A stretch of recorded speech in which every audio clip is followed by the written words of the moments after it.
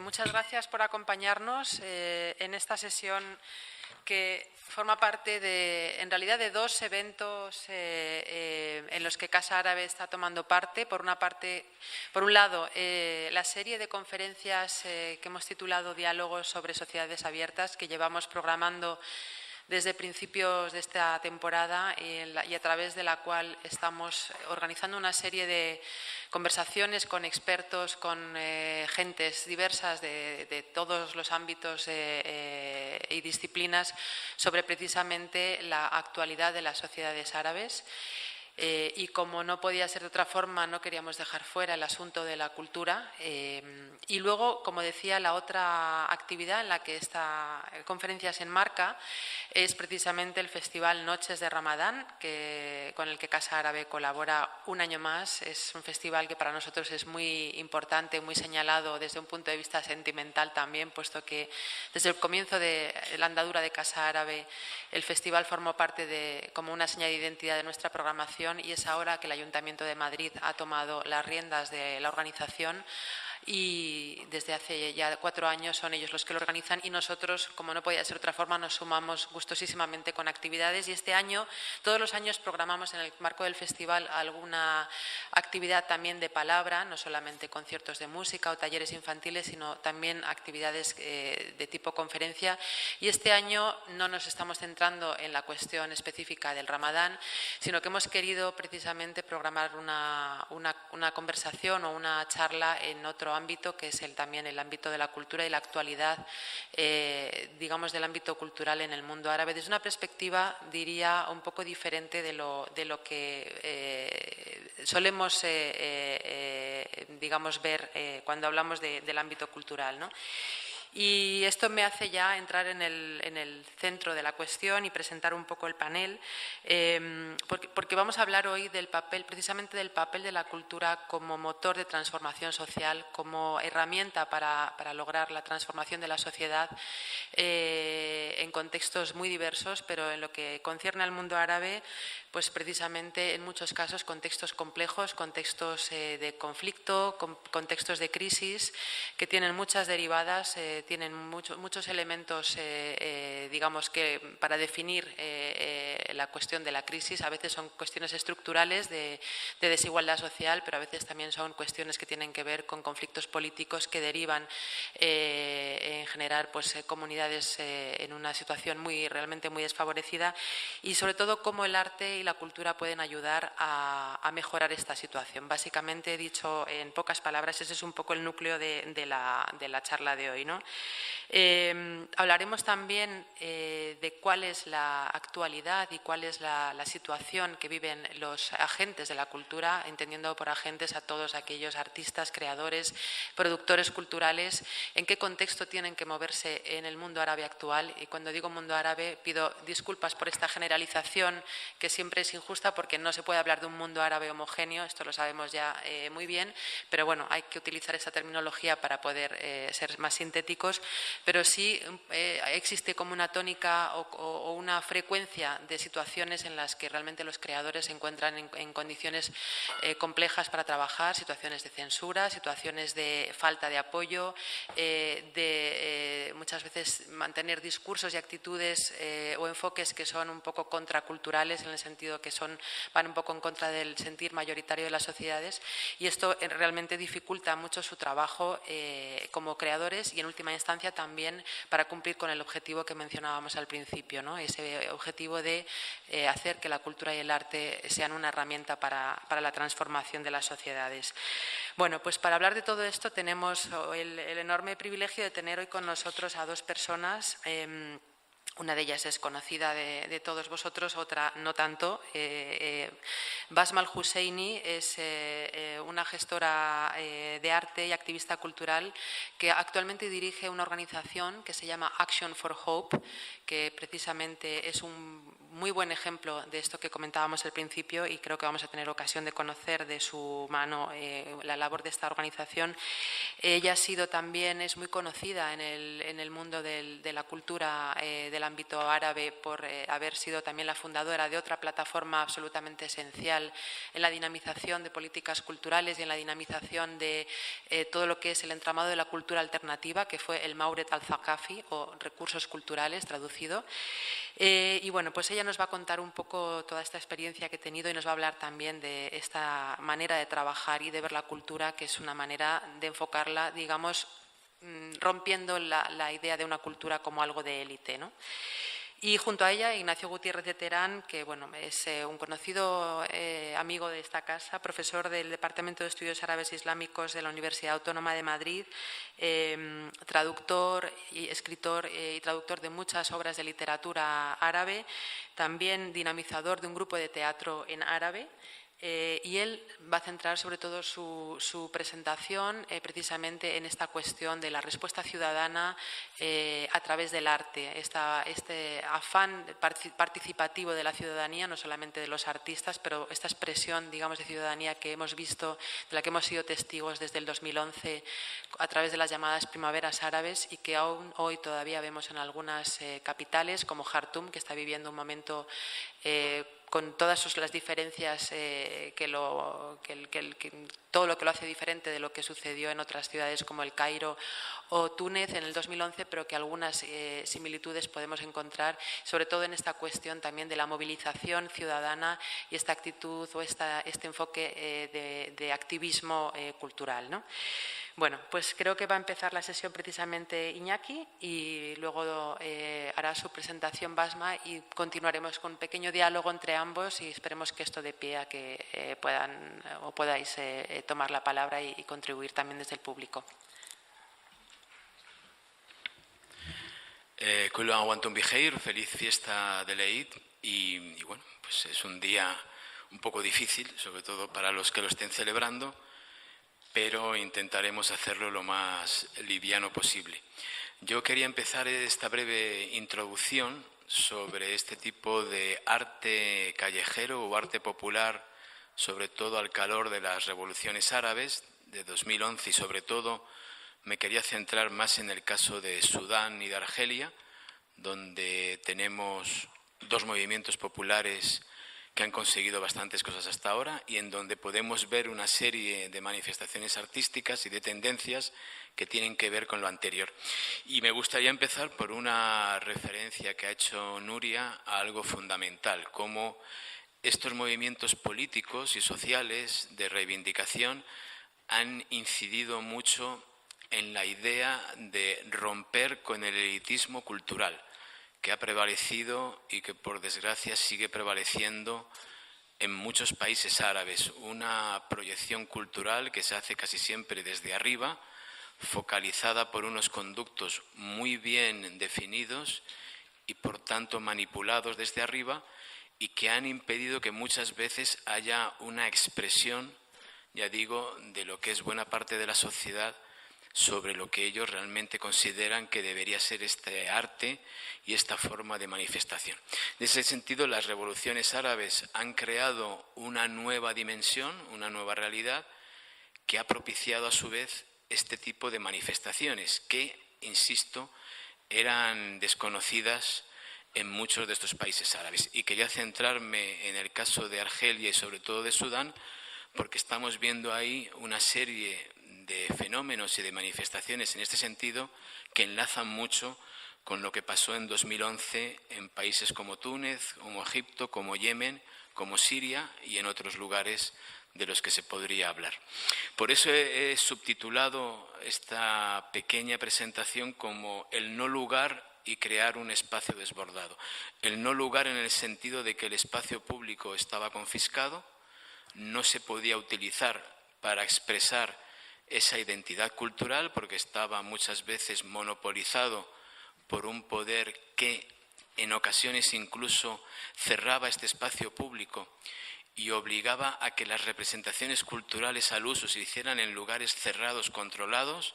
La importancia en algunos países de los teatros oficiales o de los lugares donde llevar a cabo este tipo de manifestaciones, y se produce algo que ha sido siempre muy habitual en la cultura árabe, el poder oral y el poder del uso de la calle y de la plaza para hacer este tipo de manifestaciones, cómo esa lucha nos ha llevado a ese ámbito.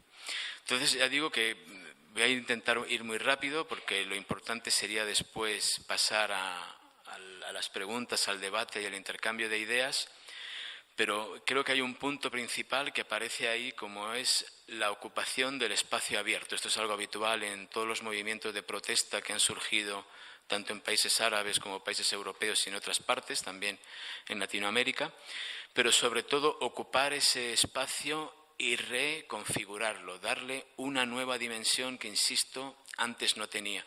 Por eso ha sido habitual en las revoluciones árabes, desde Túnez hasta, por ejemplo, Jartum. Recordemos lo que pasó ayer en Jartum, si alguien no lo sabe, que entró una fuerza de intervención especial y desmanteló una concentración que había allí de ciudadanos, con el pretexto que ya veremos después de cómo esta concentración iba en contra de los valores de la decencia y de los valores de seguridad y de los valores sociales, por decirlo así, cuando precisamente esta concentración perseguía lo contrario. Pero ¿cómo se produce esta lucha por el espacio público? ¿Y por qué? Porque este tipo de regímenes, que como digo, por desgracia, siguen siendo predominantes en muchos países árabes, tienen ese concepto de sociedad cerrada que es difícil de revertir, en el sentido de que hay, insisto, una dirección desde arriba que promueve un tipo de visión. Por eso es muy importante el punto tercero de este tipo de movimientos, que son sobre todo sociales y de base, la búsqueda de una efectividad, que es la de movilizar, mantener un tipo de movilización y, sobre todo, ese cuarto punto, la creación de una idea común de debate y de consenso. Esto nos lleva, por supuesto, a algo fundamental en este tipo de manifestaciones artísticas, que son las que veremos ahora a partir de una serie de imágenes, que será más fácil de comentar, cómo el objetivo principal es crear una nueva idea de lo que es esta sociedad y, al mismo tiempo, transmitir un mensaje que va en contra del mensaje oficial. Esto es fundamental, puesto que el mensaje oficial quiere ser único, y en ese sentido lo que se intenta dar a entender es una multiplicidad de mensajes y de ideas, y sobre todo jugar con el concepto de colectivo, y un término que se está utilizando ya en muchos ámbitos políticos. Incluso oímos a personas que antes rehuían el término y que ahora lo utilizan con cierta facilidad, como es hablar de la gente, de lo que quiere la gente, de lo que opina la gente. ¿Cómo recuperamos este término? Y esto es algo también que se ve de forma clara en el término yidarilla o mural, cómo toda la sociedad, o por lo menos la gente que se manifiesta, se concentra en un lugar y crea una expresión artística, se convierte también en sí misma en una especie de yidarilla o de muro con muchos mensajes y sobre todo con mucha coloridad. Bien, por ejemplo, en Jartum tenemos, por si no lo sabe alguien, en Sudán desde hace unos meses ya un movimiento social. Antes comentábamos con Basma que no es algo nuevo, es la tercera vez por lo menos que ocurre en Sudán que una movilización popular da como resultado que se deponga a un presidente militar, en este caso, como los dos anteriores, en el caso de Abud y Numeiri, pero partimos también de la base de una movilización popular.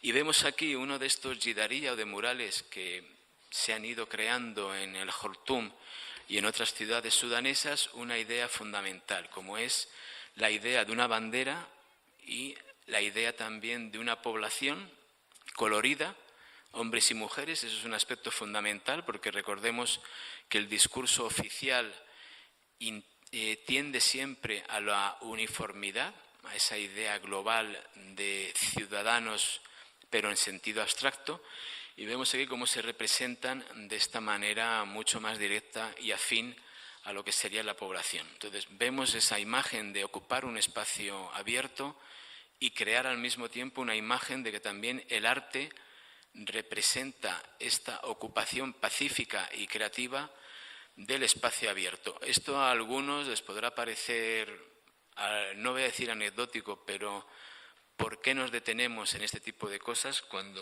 deberían ser algo normales e insistimos.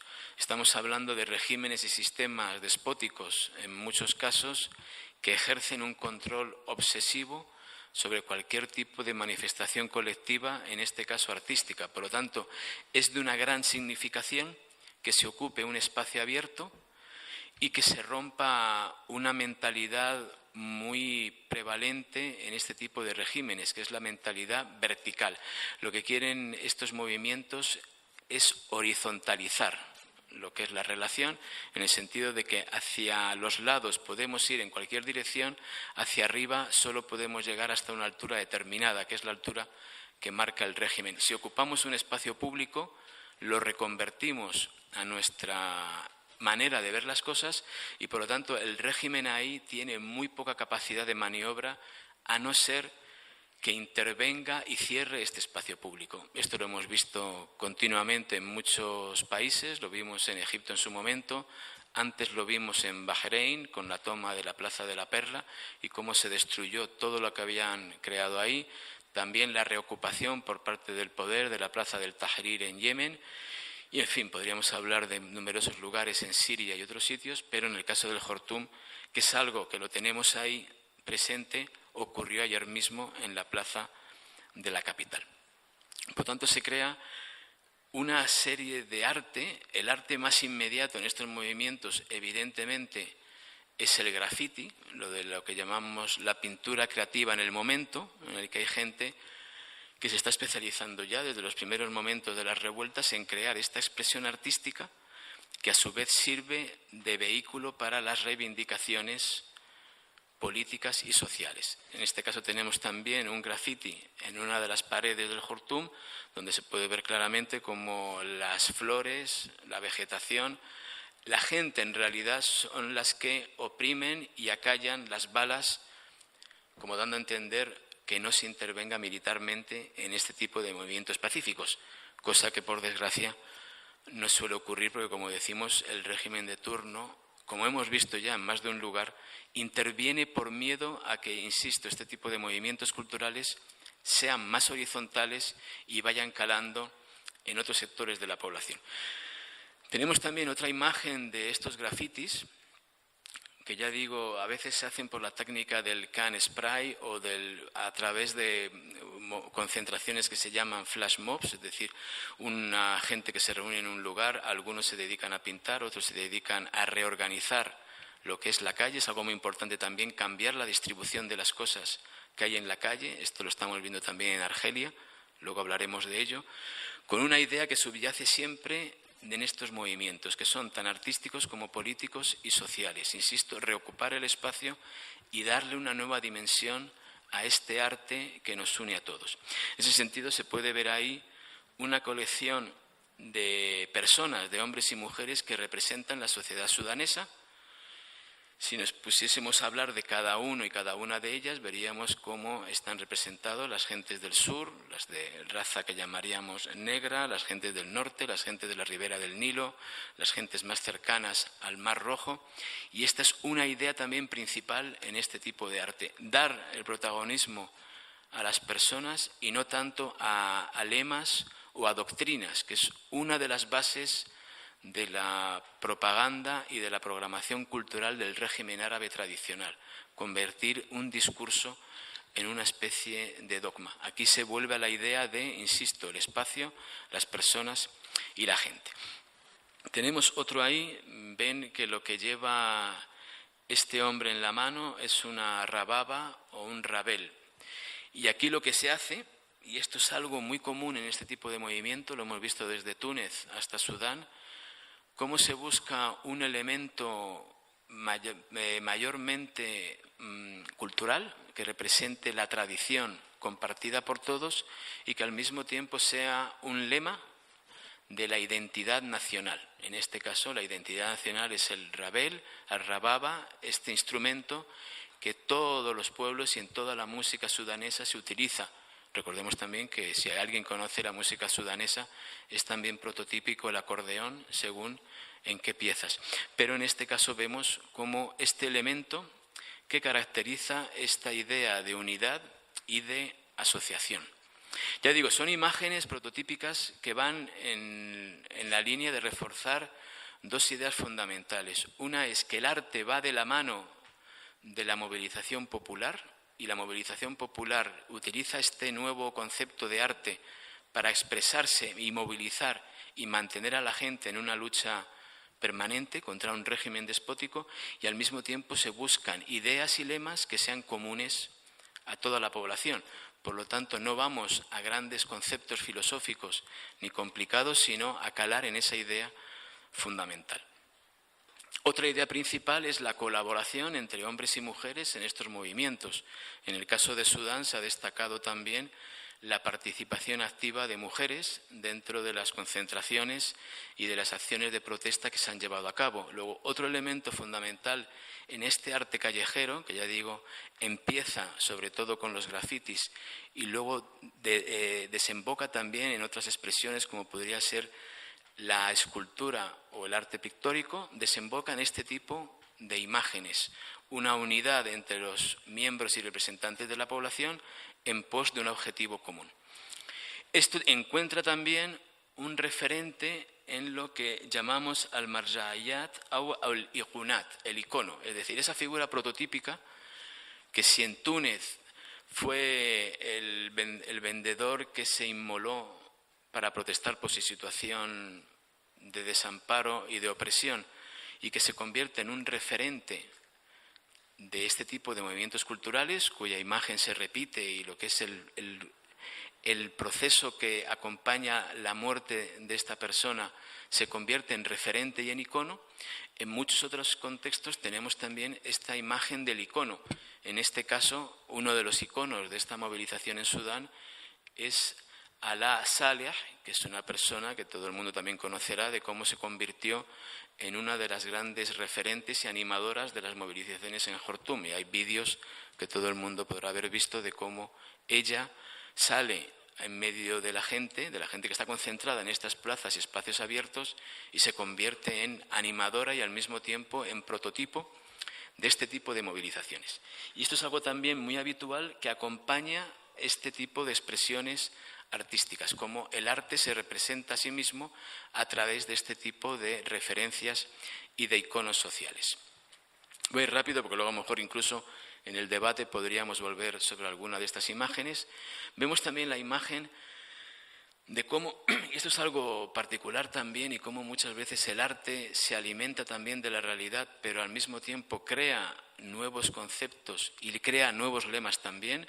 Digamos que los eslóganes o los lemas también se convierten en una forma de arte, ese tipo de lemas que sirven para que los utilicemos en las manifestaciones y a su vez consigan llevar el mayor número de mensajes y de movilización a la gente. Esta es una persona que se supone que es un hombre mayor, que representa la sabiduría, y si se fijan en la barba tiene 3 colores, que son los colores de la bandera de Sudán anterior a la bandera actual.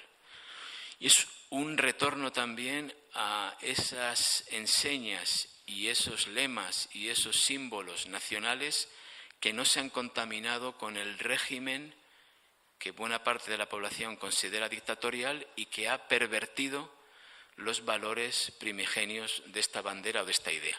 Quizás se idealice mucho este tipo de referencia, pero lo hemos visto en Libia, lo hemos visto en Siria y lo hemos visto también en algún otro lugar, cómo se retoma esa enseña nacional que existía antes de que existiese esa bandera que representa y que está condicionada por un régimen que se ve como despótico. Vemos el régimen despótico también que ha utilizado y ha pervertido el discurso sobre la bandera, igual que ha hecho en la perversión sobre el discurso sobre la religión, sobre, según los casos, la arabidad, sobre la pertenencia a la gran nación africana o a la gran nación de lo que sea. Y este tipo de mensajes son los que se intentan subvertir retrayéndonos a otros símbolos que consideran estos artistas no están pervertidos. Otra característica de muchos de estos movimientos es enlazarse y combinarse con otras manifestaciones de protesta que no proceden de sus ámbitos originarios. Tenemos aquí una imagen famosa de Bansky junto con una recreación que, si se puede ver ahí, nos lleva también al esquema anterior. una trituradora donde se mete la cadena, los grilletes que representan al régimen y salen convertidos en la enseña nacional no contaminada, que es la idea que quiere plasmar el artista. Volvamos o recuperemos esa idea de pureza y al mismo tiempo nos entroncamos también con movimientos artísticos externos. Bueno, este es un graffiti también que se puede ver en algunas calles de Sudán. Para los arabistas o arabófilos puede resultar un tanto molesto o inquietante, pero hay que ponerlo también en su contexto. Lo que dice aquí es: vamos a pedir un Sudaxit, que Sudán salga de la Liga Árabe. Esto es muy importante porque es también la búsqueda de un lema que nos entronca con un eslogan o un lema que es más o menos común y conocido en todo el mundo, en este caso el Brexit, pero que lo asimilamos a nuestra propia situación. Y a partir de ahí hacemos una reclamación que se puede convertir en un lema general. Dice debajo: Nahnu zunuj aulad al-Kushit, somos los hijos de los kusitas. Lo curioso es que lo pone en árabe, además en árabe clásico, pero esa es la idea. La idea es: no nos gusta la realidad que estamos sufriendo, no nos gusta este mensaje que ha pervertido un gran valor como podría ser la pertenencia a la nación árabe, y reivindicamos esta salida. Ya digo que hay que ponerlo en su contexto y matizarlo, porque aquí la idea principal es cómo se crea un lema y cómo este tipo de representaciones artísticas va perfilando este lema y lo va también convirtiendo en una especie de proclama. De proclama, ya digo, contra la idea de lo que existe ahora mismo y que tanto rechazamos. Queremos algo nuevo a partir de esta idea. Bueno, y vemos aquí Dama Shahid Bikam, cuánto cuesta la sangre del mártir. Es una de las proclamas más repetidas en las manifestaciones en Sudán y que también hemos oído en algunos lugares. La sangre de una persona que se manifiesta y es asesinada, al final, por supuesto, tiene un precio, pero también tiene que dar como resultado una nueva realidad. Y tenemos ya una imagen clásica del Jidariya o del muro, de este muro plural donde cabe todo. Vemos un muro con todos los colores, con una serie de palabras, donde destaca sobre todo, se puede distinguir ahí, por encima de otras palabras, las palabras como salam o las palabras como hurriya.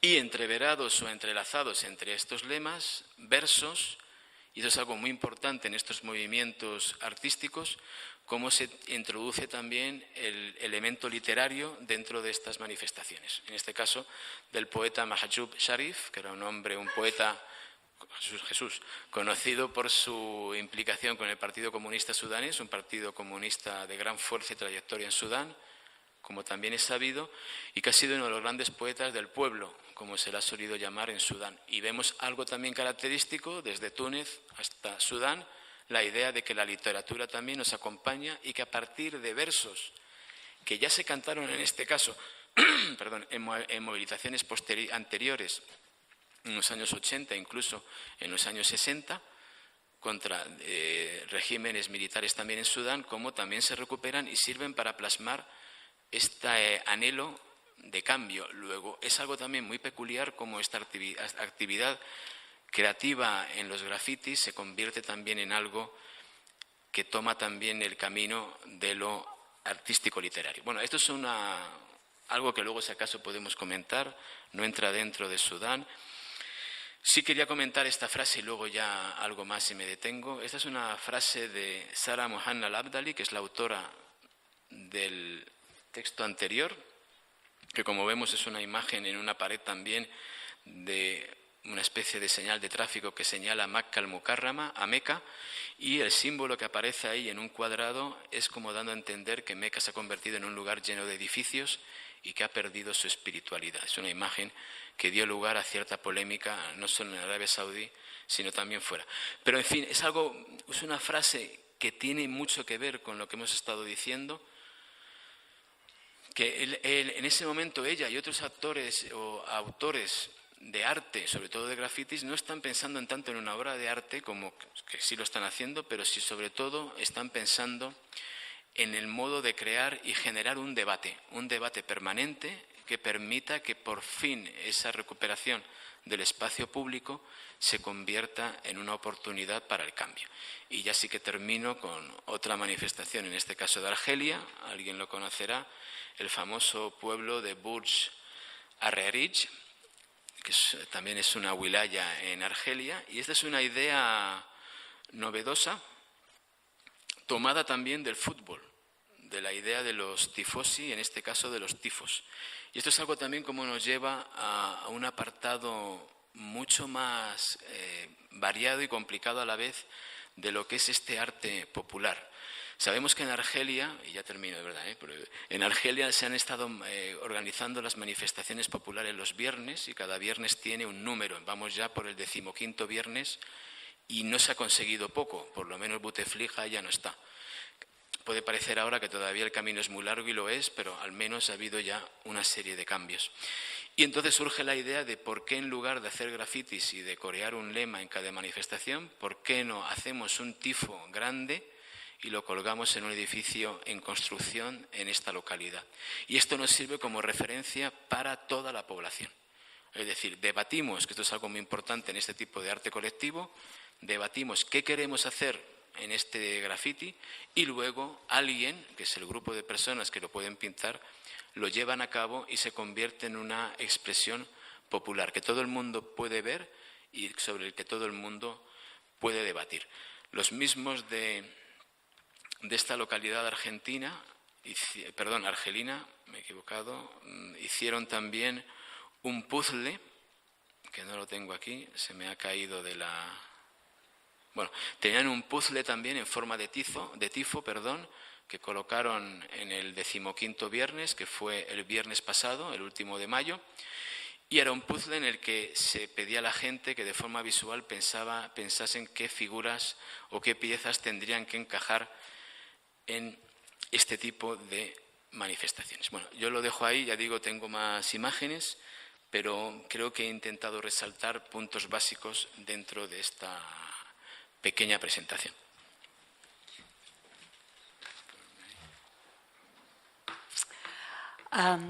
Thank you, Iñaki. Thank you, Nuria. Muchas gracias, Iñaki. Gracias, Nuria. First, I'm sorry to be speaking in En primer lugar, les pido disculpas. Voy a tener que hablar en inglés porque no hablo español. Podía haber hablado en árabe, pero no veo que haya mucha gente a la que le hiciese mucha gracia eso. Bueno,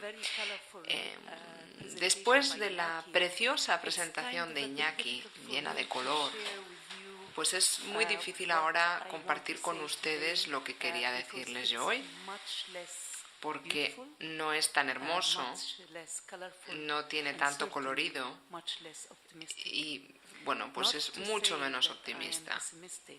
Con eso tampoco quiero decirles que sea pesimista. No soy optimista, pero tengo esperanza. Mi visión del mundo en la actualidad, no solo del mundo o de la región árabe, sino del mundo en general, pues es un tanto sombría. Para mí hoy el mundo pues es un lugar en el que prospera el odio y la guerra.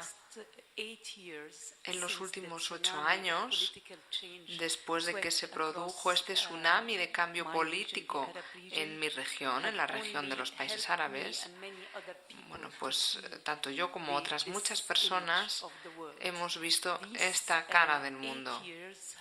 Estos 8 años han sacado a la luz varios patrones que lo que han ido es, lo que han ido haciendo es modelando el mundo, ¿no?, en torno a la región árabe.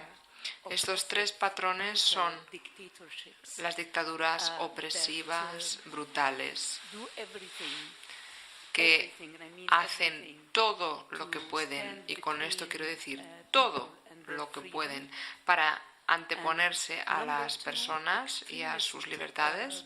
El segundo patrón sería la aparición de grupos yihadistas, violentas, extremistas, que creen únicamente en el dogma de la muerte. Y el patrón número 3 sería pues el de los imperios, que harían todo lo que fuese para proteger sus intereses políticos y económicos. Estos 3 patrones, las dictaduras brutales, los grupos extremistas y los imperios, lo que hacen es retroalimentarse. Se ayudan y pues unos prosperan gracias a la existencia de los otros, y son los 3 principales factores que se interponen entre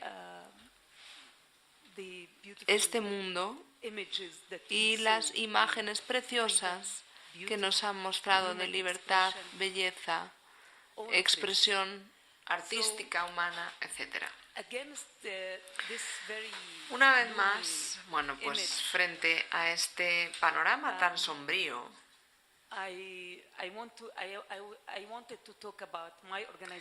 pues yo les quería hablar de mi organización, Action for Hope, Acción para la Esperanza. Pero cada vez más creo que es necesario hablar del entorno sociopolítico en la región árabe, porque hemos visto que ha habido pues una gran violencia, muchos asesinatos, y hemos llegado al punto en el que uno se plantea si hay algo más allá de la sangre, del horror. Durante toda mi vida, y supongo que muchos de ustedes también, bueno, pues hemos vivido en épocas en las que había conflictos. Acababa uno, empezaba otro. ¿Realmente en esta región podemos vivir sin ver estas imágenes diarias de asesinatos en la televisión? Pues no lo sé. A lo mejor podemos culpar de nuestra mala suerte a la historia de, bueno, pues colonialismo, ocupación, recursos naturales, o a lo mejor se debe al hecho sencillo de que las 3 regiones abrámicas no puedan vivir juntas en paz, pero es que el resultado es el mismo. Sea cual sea el factor desencadenante, el resultado es el mismo.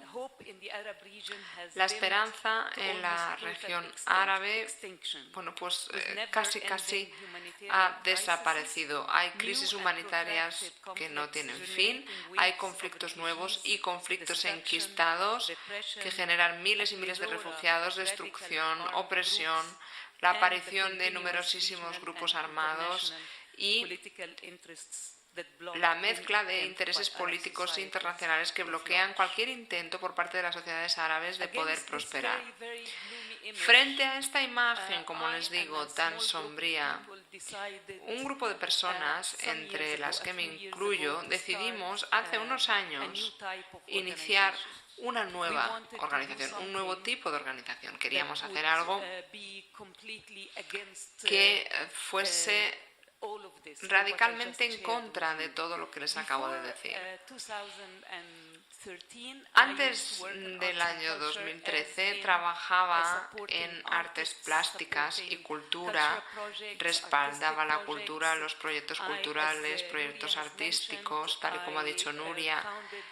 Fundé y fui directora general de una organización que concedía becas a jóvenes artistas, también teníamos proyectos de investigación cultural, etc. Pero de repente vimos que se necesitaba algo distinto, algo en otro nivel.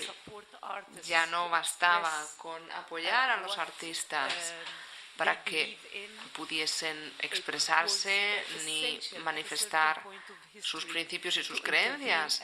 Llegó un punto en el que era crucial intervenir ya a nivel comunitario, porque ante el grado de destrucción y de tensión en el que vivíamos, pues era imposible meramente quedarse al margen y seguir haciendo como si no pasara nada. Así que, bueno, pues iniciamos la andadura de Action for Hope. El primer intento fue ir a un campo de refugiados y organizar actividades culturales, pero muy rápidamente esto dio lugar a programas más duraderos y a programas de otro tipo. Al principio, lo que hacíamos era enviar estos convoys de alivio cultural, es decir, eran artistas que iban a campos de refugiados pues para dar clases, organizar conciertos, hacer exhibiciones, impartir talleres para que la gente aprendiese pues a hacer películas, a tocar instrumentos, a cantar, a tomar fotografías, y después decidimos pues que tal vez se necesitaba algo más a largo plazo, más sostenible, que permitiese ahondar un poquito más en lo que necesitaban estas comunidades. Así que pusimos en marcha programas de formación artística.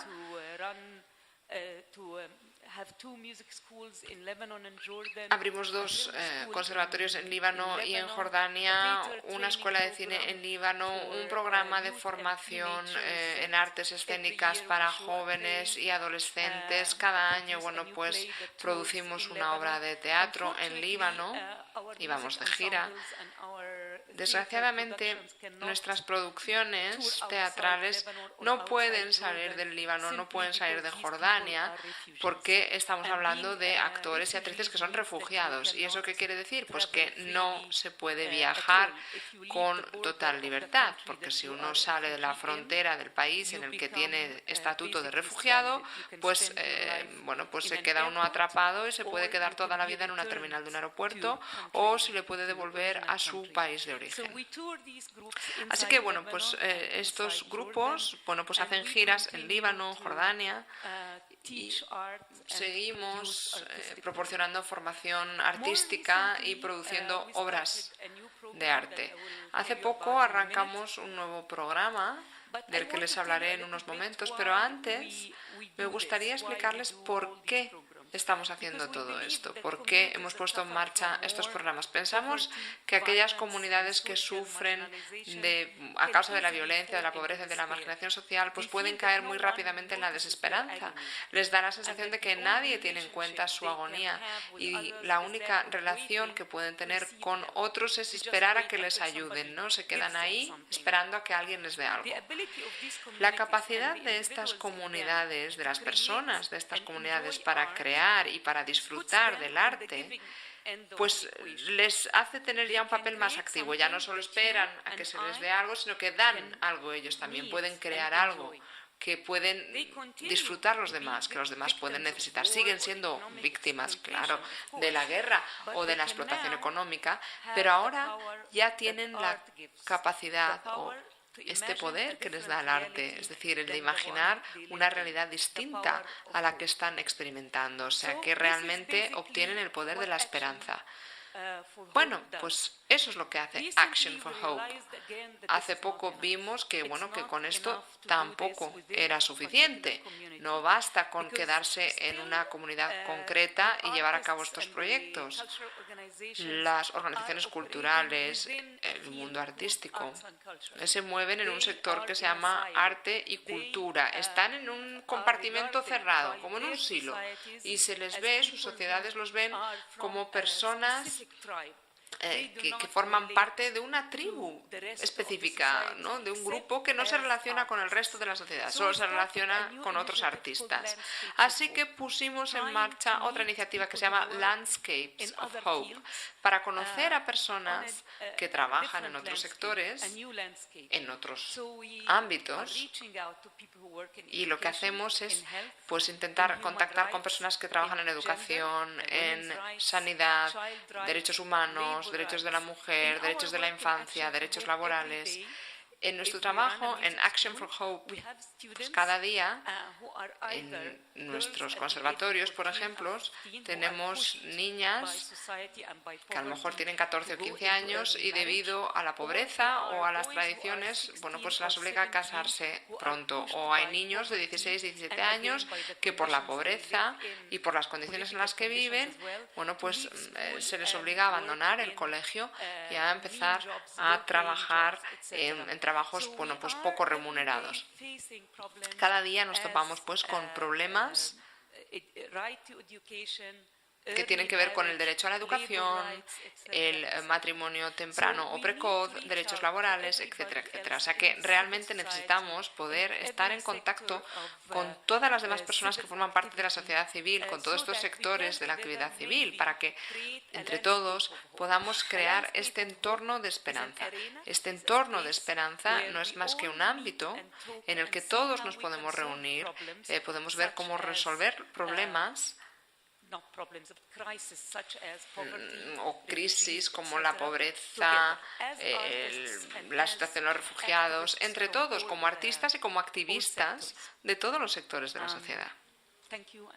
Muchísimas gracias. Espero que ahora podamos pasar ya a las preguntas y los comentarios. Gracias, Basma, y gracias, Iñaki. Bueno, hay muchas cosas han ido saliendo en las dos presentaciones que acabamos de escuchar, y yo me imagino o espero que esto dé pie a comentarios y a preguntas del público. Yo voy a empezar lanzando algunas cuestiones que me parece que conectan muy bien la presentación que ha hecho Iñaki, un poco describiendo este arte participativo o este arte ciudadano que hemos visto en tantas ciudades del mundo árabe, como una demostración palpable de ese deseo de ser escuchado, ese deseo de tomar la palabra y esa autoconsciencia de formar parte de algo, ¿no? Que es un poco lo que realmente yo creo que es un poco lo que ha quedado de todo esto. Y por otra parte, también a lo que estaba apuntando Basma, de esta necesidad de crear esperanza y también de crear la sensación de dignidad en gente que, pues, por las circunstancias que ha vivido, ha perdido prácticamente todo y se encuentra en una situación extrema, y es la cultura la que precisamente puede establecer ese pequeño puente hacia una normalización o hacia una esperanza de futuro, ¿no?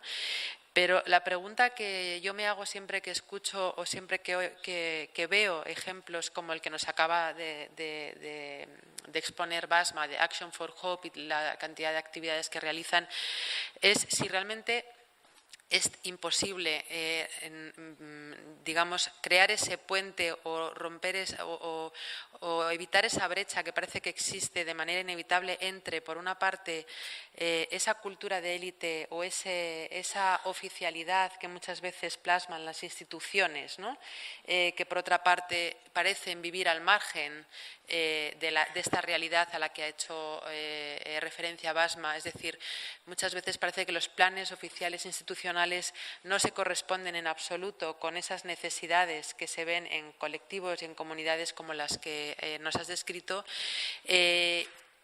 y en paralelo a eso, el trabajo de muchos artistas, de muchos agentes culturales que intentan, digamos, plantear soluciones, crear esos puentes, pero que no hay como una conexión o no hay una posibilidad de conectar con toda esta institucionalidad de la que hablaba, ¿no? No sé si esa brecha es imposible de vencer o existen mecanismos que hayáis puesto en práctica a través de Action for Hope que pueden ayudar a realmente tender ese puente entre una posición y la otra, ¿no?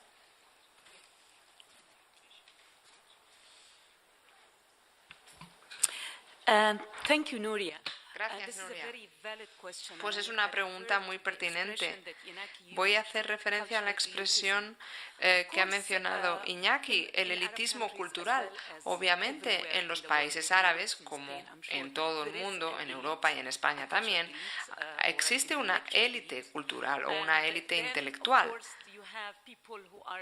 Y hay personas pues que median entre esta élite y el resto de la sociedad, sectores más amplios de la sociedad.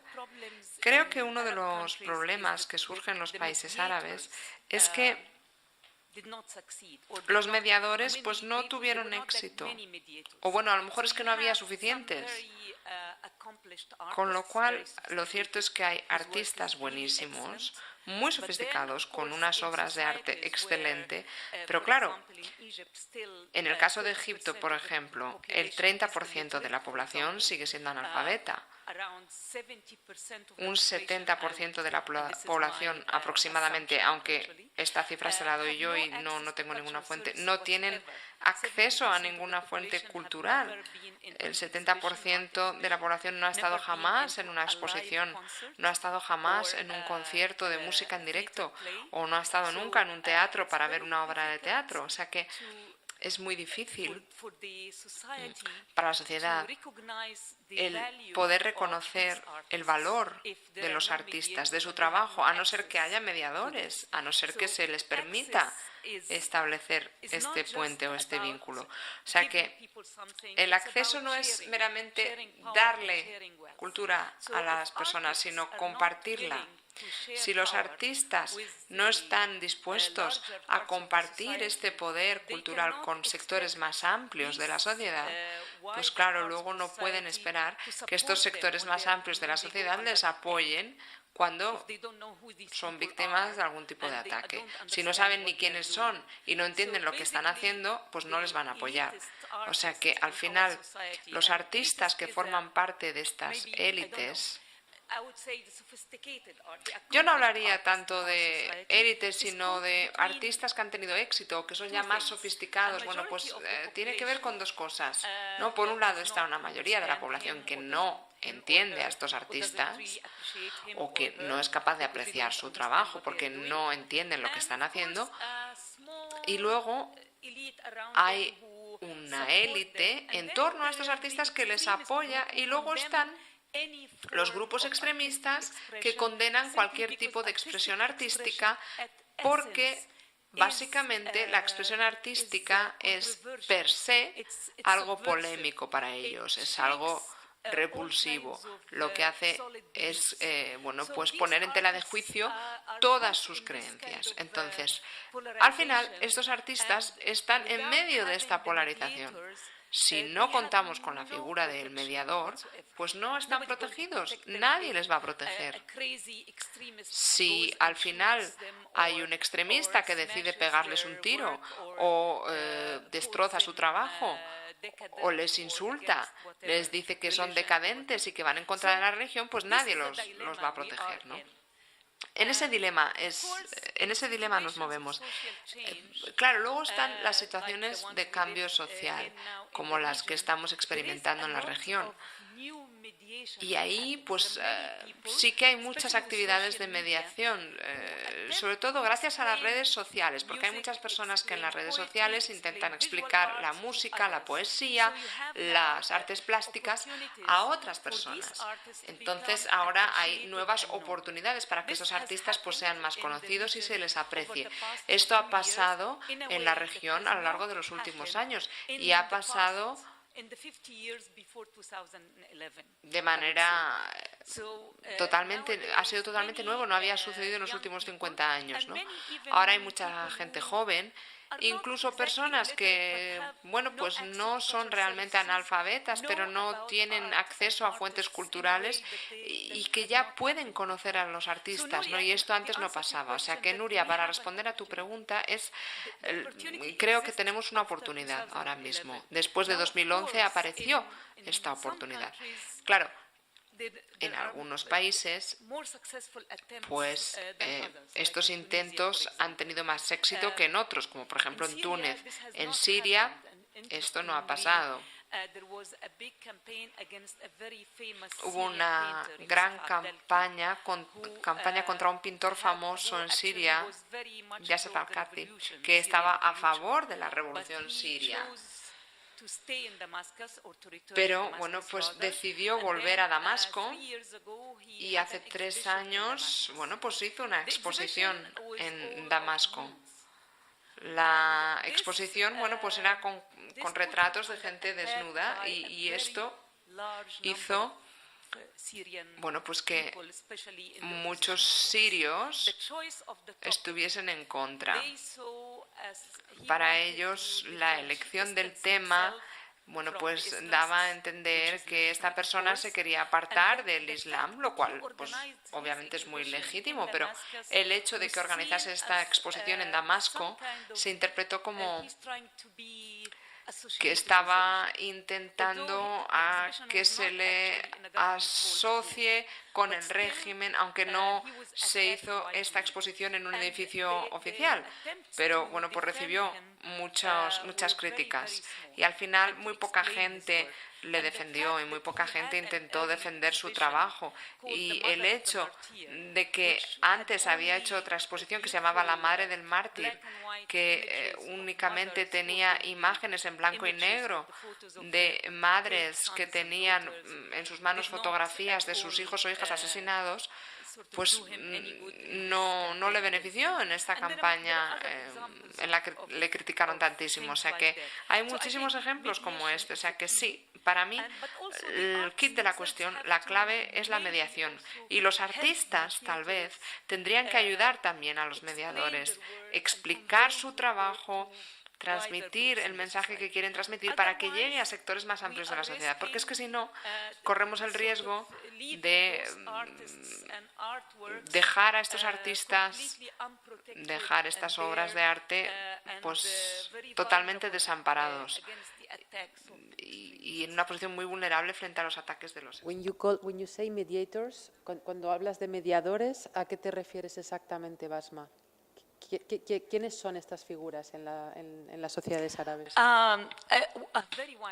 Bueno, pues pueden ser personas como nosotros, organizaciones culturales que trabajen en el ámbito comunitario, críticos de arte, personas que trabajen en medios de comunicación, las redes sociales. Ahora mismo hay un término nuevo, influencer. Pues es un término nuevo que hemos descubierto hace solo unos años.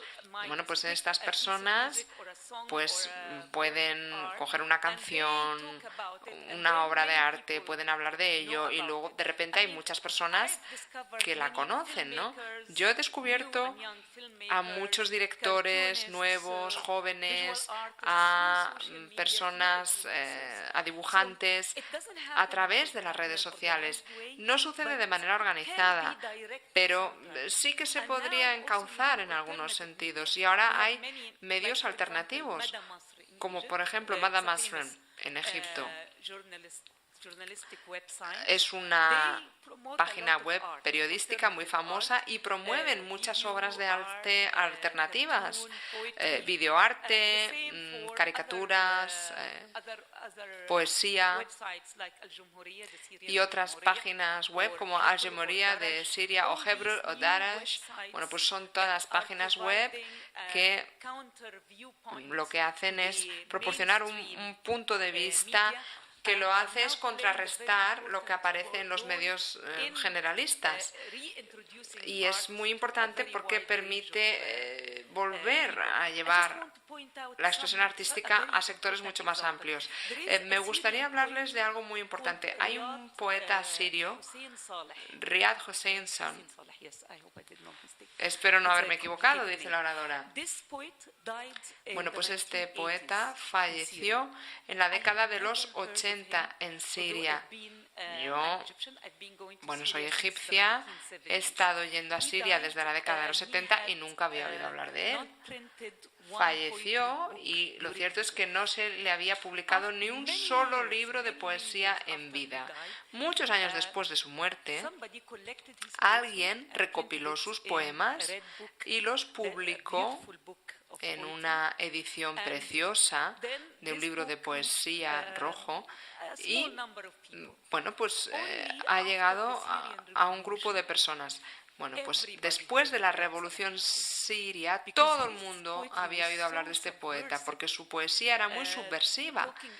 Hablaba de la opresión del régimen bajadista en los años 70 y en los 80 y nadie había oído hablar de él durante su vida, e incluso 20 años después de su muerte. Y ahora la gente le cita todo el tiempo en las redes sociales. Así es como funcionan las cosas ahora.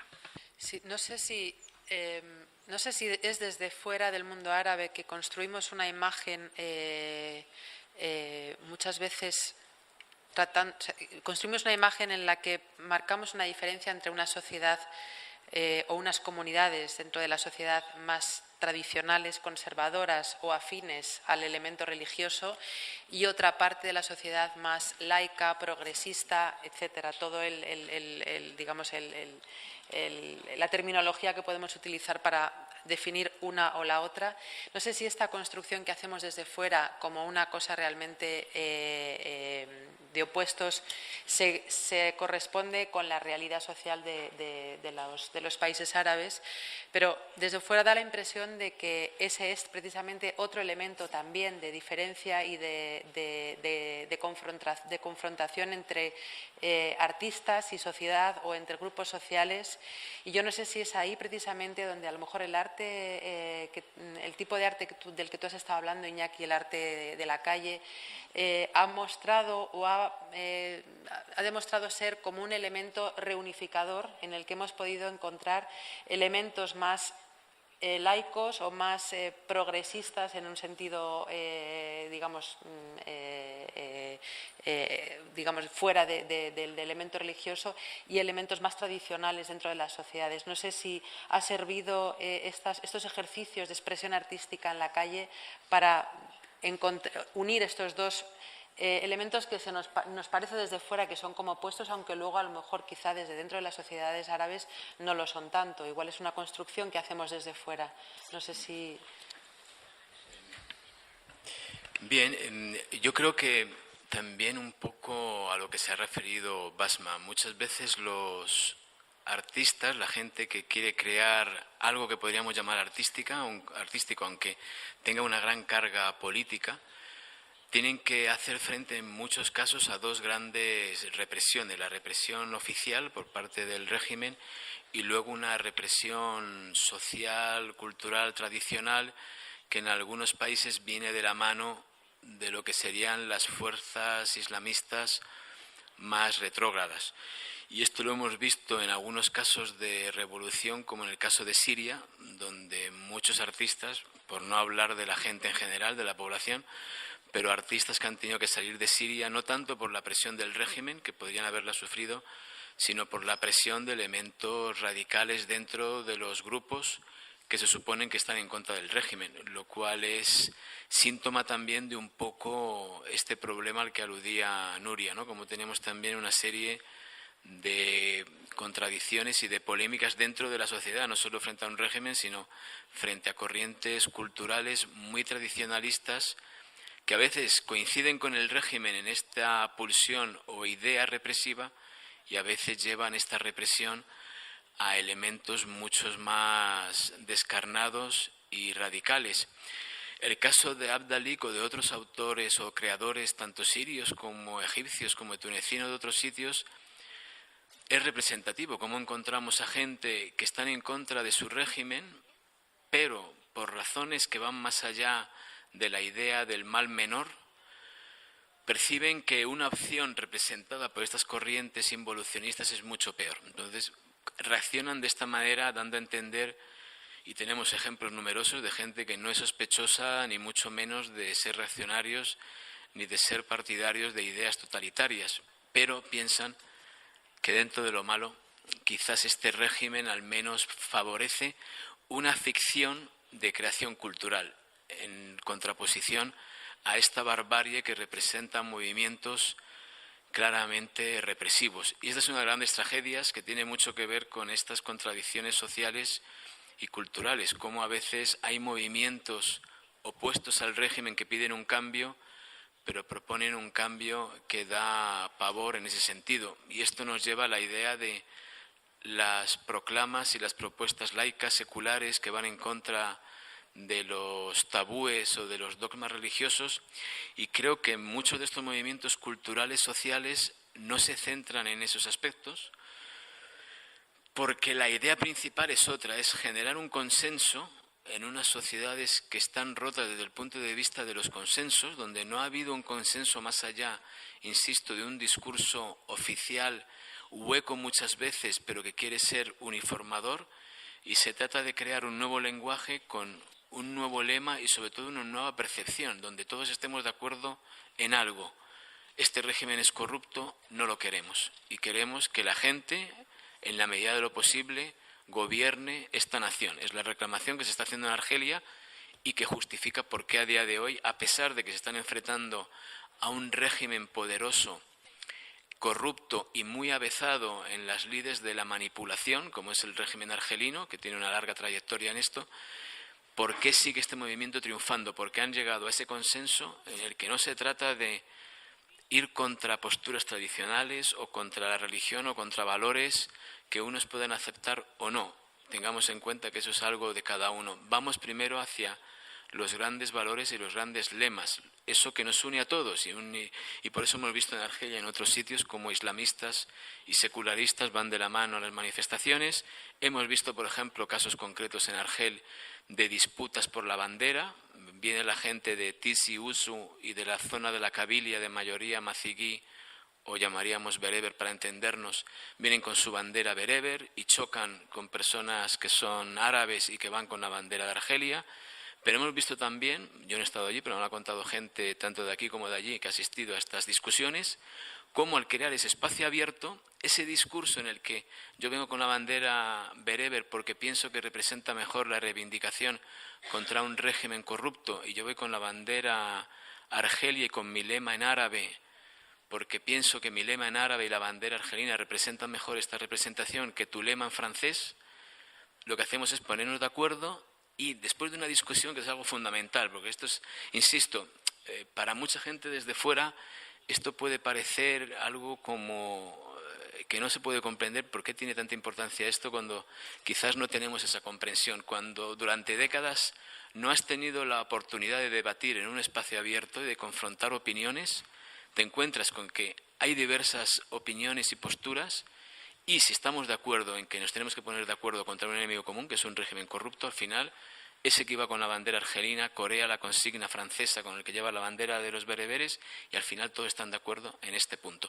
Por lo tanto, estos movimientos lo que están demostrando muchas veces a través de esa materialización artística, de buscar esa idea común, es que hay muchas más cosas que unen a la población en estos lugares que no que las separan. Y esto evidentemente va contra la línea de flotación de los regímenes, que ya, insisto, han ido por un idioma o por un mensaje o por un discurso uniforme, unívoco, que no dé lugar a los matices. Cuando rompes eso y aparecen los matices, pues te das cuenta de que puedes discutir. Pero la desgracia es que hay unas corrientes dentro de estos países que podríamos calificar por un lado como totalitarias pro régimen y en el otro lado como reaccionarias radicales islamistas, ya sean salafistas o no, que van en contra de este tipo de debate. Entonces eso es precisamente lo que se intenta, yo creo, romper con este tipo de manifestaciones. Y creo que la actividad de Basma y de otros activistas y de gente que está trabajando mucho en este campo y a quienes quizás no se valora lo suficiente los sacrificios y peligros que están afrontando por ello, es la idea de que la gente debata, de que la gente hable, de que cuando montan una obra de teatro a lo mejor no se trata de llevar un texto cerrado, sino de que se cree ahí y que por lo tanto esas personas sean capaces de debatirlo. Yo voy a decir algo muy breve para que nos hagamos una idea, insisto, yo creo que mucha gente lo sabe, pero de la importancia que supone esto. Yo recuerdo aquí en 2011, cuando empieza la revolución en Siria, y estar con gente siria, sirios, una mujer de la comunidad alawí, otro de la comunidad ismailí, otro que se decía de izquierdas, una que se decía islamista, el otro de los hermanos musulmanes, y cómo empezaban gritando, discutiendo entre ellos, al cabo de unas horas decían, pues es que por fin estamos debatiendo entre nosotros, es que desde diversos puntos de vista,